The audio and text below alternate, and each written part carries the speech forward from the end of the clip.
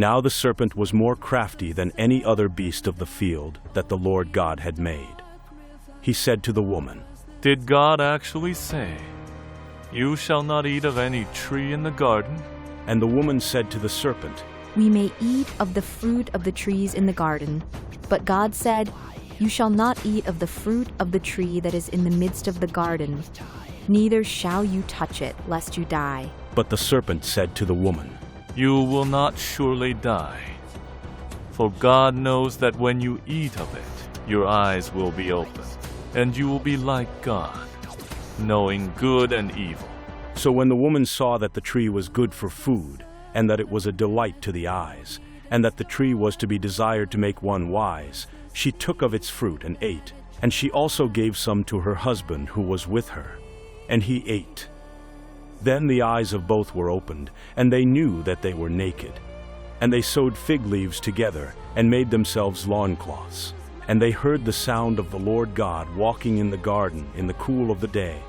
And the man and his wife hid themselves from the presence of the Lord God among the trees of the garden.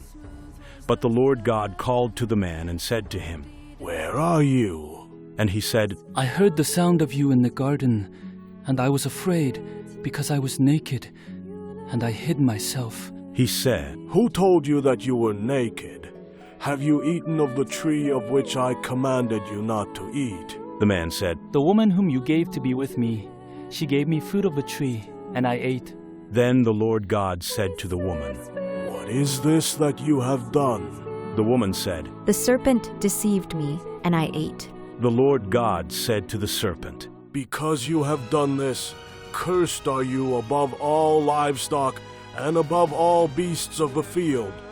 On your belly you shall go, and dust you shall eat all the days of your life. I will put enmity between you and the woman, and between your offspring and her offspring. He shall bruise your head, and you shall bruise his heel." To the woman he said, "I will surely multiply your pain in childbearing. In pain you shall bring forth children. Your desire shall be for your husband, and he shall rule over you." And to Adam he said, "Because you have listened to the voice of your wife, and have eaten of the tree of which I commanded you, you shall not eat of it. Cursed is the ground because of you. In pain you shall eat of it all the days of your life.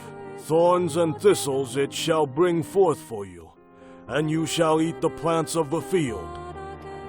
By the sweat of your face you shall eat bread, till you return to the ground, for out of it you were taken. For you are dust, and to dust you shall return." And the Lord God made for Adam and for his wife garments of skins and clothed them. Then the Lord God said, "Behold, the man has become like one of us in knowing good and evil. Now, lest he reach out his hand and take also of the tree of life and eat, and live forever."